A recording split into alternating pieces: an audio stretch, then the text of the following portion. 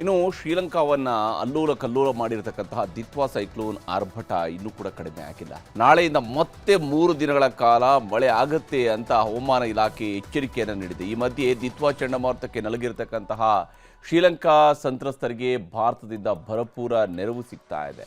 ಇದರ ನಡುವೆ ಪಾಕಿಸ್ತಾನ ಕಳಿಸಿರ್ತಕ್ಕಂಥ ಆಹಾರಗಳು ಎಕ್ಸ್ಪೈರಿ ಡೇಟನ್ನು ಕಳೆದಿದ್ವು. ಈ ಕಾರಣಕ್ಕಾಗಿ ಪಾಕಿಸ್ತಾನಕ್ಕೆ ಶ್ರೀಲಂಕಾ ಛೀಮಾರಿ ಹಾಕಿದೆ.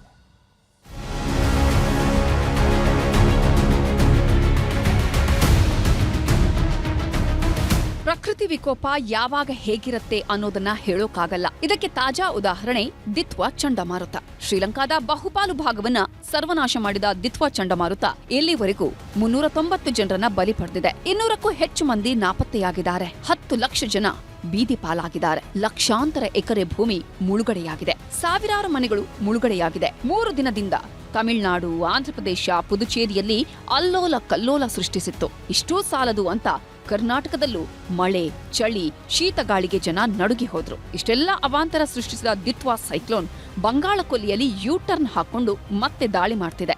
ದಕ್ಷಿಣದಿಂದ ಉತ್ತರ ಕರಾವಳಿಗೆ ಹೋಗಿದ್ದ ದಿತ್ವಾ ಸೈಕ್ಲೋನ್ ಈಗ ವಾಪಸ್ ದಕ್ಷಿಣ ಭಾರತದ ಕಡೆಗೆ ಬರ್ತಿದೆ. ಹಾಗಾಗಿ ಭಾರತೀಯ ಹವಾಮಾನ ಇಲಾಖೆ ಮತ್ತೆ 2 ದಿನ ಜೋರು ಮಳೆಯ ಎಚ್ಚರಿಕೆ ನೀಡಿದೆ. ಡಿಸೆಂಬರ್ 3ರಿಂದ 5ರವರೆಗೆ ಮತ್ತೆ ಜೋರು ಮಳೆಯಾಗಲಿದ್ದು, ಮೊದಲು ಒಡಿಶಾ, ಆಂಧ್ರಪ್ರದೇಶಕ್ಕೆ ಹವಾಮಾನ ಇಲಾಖೆ ಮಳೆಯ ಎಚ್ಚರಿಕೆ ನೀಡಲಿದೆ. ಡಿಸೆಂಬರ್ 3 ಮತ್ತು 4ಕ್ಕೆ ತಮಿಳುನಾಡು, ಪುದುಚೇರಿಯಲ್ಲಿ ಮಳೆ ಅಬ್ಬರಿಸಲಿದ್ದು, ತಮಿಳುನಾಡಿಗೆ ಅನಗತ್ಯ ಪ್ರಯಾಣ ಮಾಡದಂತೆಯೂ ಹವಾಮಾನ ಇಲಾಖೆ ಸೂಚನೆ ಕೊಟ್ಟಿದೆ. ಇನ್ನು ಕೇರಳ, ಮಹಾರಾಷ್ಟ್ರದಲ್ಲಿ ಸಾಧಾರಣ ಮಳೆಯ ಎಚ್ಚರಿಕೆ ನೀಡಿದರೆ, ಕರ್ನಾಟಕದ 12 ಜಿಲ್ಲೆಗಳಲ್ಲಿ ನಾಳೆ ನಾಡಿದ್ದು ಹಗುರ ಮಳೆಯಾಗಲಿದೆ. ಪ್ರಮುಖವಾಗಿ ಬೆಂಗಳೂರು, ಮೈಸೂರು, ತುಮಕೂರು, ಕೋಲಾರ, ಚಿಕ್ಕಬಳ್ಳಾಪುರ, ಹಾಸನ, ಮಂಡ್ಯದಲ್ಲಿ ಹಗುರ ಮಳೆ ಆಗಲಿದೆ ಅಂತ ಎಚ್ಚರಿಸಿದೆ.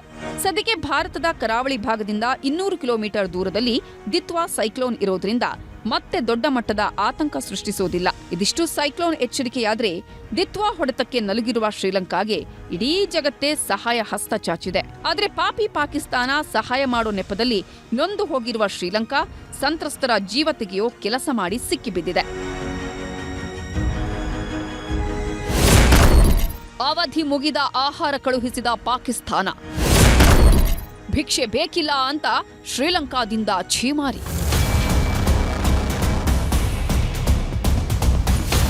ಮೊದ್ಲೇ ಪಾಕಿಸ್ತಾನ ಪಾಪರ್ ದೇಶ, ಅಂಥದ್ರಲ್ಲಿ ಶ್ರೀಲಂಕಾ ಸಂತ್ರಸ್ತರ ಕಷ್ಟಕ್ಕೆ ಸ್ಪಂದಿಸ್ತೀವಿ ಅಂತ ಬಿಲ್ಡಪ್ ಬೇರೆ ಕೊಟ್ಟು ಆಹಾರ ಪೊಟ್ಟಣಗಳನ್ನ ಕಳುಹಿಸಿದ್ರು. ದುರಂತ ಏನಂದ್ರೆ, ಪಾಕಿಸ್ತಾನ ಕಳುಹಿಸಿರುವ ಅಷ್ಟೂ ಆಹಾರ ಪೊಟ್ಟಣಗಳು ಎಕ್ಸ್ಪೈರಿ ಆಗಿದೆ.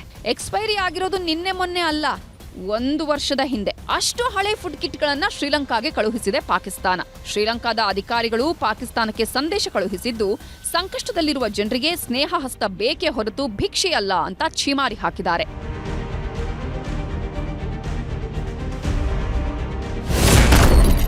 ಭಾರತದಿಂದ ಆಪರೇಷನ್ ಸಾಗರ್ ಬಂಧು ಕಂಟಿನ್ಯೂ.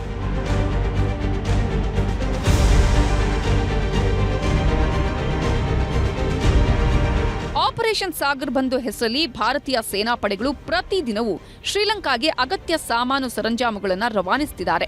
ಭಾರತೀಯ ವಾಯುಪಡೆಗಳ ವಿಮಾನಗಳ ಮೂಲಕ ಸುಮಾರು 31 ಟನ್ ಪರಿಹಾರ ಸಾಮಗ್ರಿ, ಟಾರ್ಪಾಲಿನ್ಗಳು, ಹೊದಿಕೆಗಳು, ಔಷಧಿಗಳು, ಸ್ವಚ್ಛತಾ ಕಿಟ್ಗಳು, ಶಸ್ತ್ರಚಿಕಿತ್ಸಾ ಸಾಮಗ್ರಿಗಳು, ವೈದ್ಯಕೀಯ ಘಟಕಗಳನ್ನು ಕಳುಹಿಸಲಾಗಿದೆ. 80 ಸದಸ್ಯರ ಎನ್ಡಿಆರ್ಎಫ್ ತಂಡವು ಶ್ರೀಲಂಕಾದಲ್ಲಿ ಕಣ್ಮರೆಯಾದವರಿಗೆ, ನೆರೆಯಲ್ಲಿ ಸಿಲುಕಿದವರ ರಕ್ಷಣೆಗೆ ಹಗಲಿರುಳು ಕೆಲಸ ಮಾಡ್ತಿದ್ದಾರೆ. ಐಎನ್ಎಸ್ ಸುಕನ್ಯಾ ಮೂಲಕ ಮತ್ತೊಂದು 12 ಟನ್ ಪರಿಹಾರ ಸಾಮಗ್ರಿಗಳನ್ನು ಕೇಂದ್ರ ಸರ್ಕಾರ ಕಳುಹಿಸಿಕೊಟ್ಟಿದೆ.